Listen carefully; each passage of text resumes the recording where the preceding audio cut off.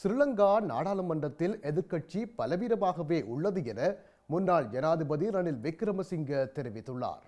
இலங்கையின் தற்போதைய மற்றும் எதிர்கால அரசியல் போக்கு குறித்து ஐக்கிய மக்கள் சக்தியின் உறுப்பினரான வருண ராஜபக்ஷ மற்றும் முன்னாள் ராணுவ தளபதி மகேஷ் சேனநாயக்க உள்ளிட்ட ஐக்கிய தேசிய கட்சியின் உறுப்பினர்களுடன் இடம்பெற்ற கலந்துரையாடல் ஒன்றின் போதே ரணில் விக்ரமசிங்க ஸ்ரீலங்கா எதிர்க்கட்சியின் பலவீனம் குறித்து இவ்வாறு குறிப்பிட்டுள்ளார்.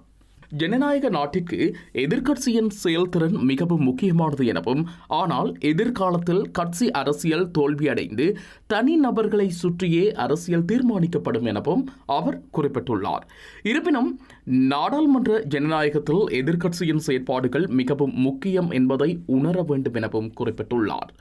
ஆனால் இன்று எதிர்க்கட்சி பலவீனமாக உள்ளது எனவும், எதிர்க்கட்சியாக பரந்துபட்டு செயற்படாமல் சில நபர்கள் மட்டுமே எதிர்க்கட்சியாக செயற்படுகின்றனர் எனவும் குறிப்பிட்டுள்ளார்.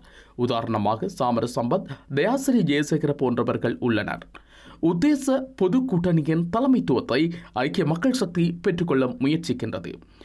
உலகெங்கிலும் கட்சி கட்டமைப்புகளை விட தனிநபர்களின் ஆளுமை மற்றும் செல்வாக்கை சுற்றியே அரசியல் முடிவுகள் எடுக்கப்படும் ஒரு காலகட்டம் வரும் என்றும் முன்னாள் ஜனாதிபதி ரணில் விக்ரமசிங்க தெரிவித்துள்ளார்.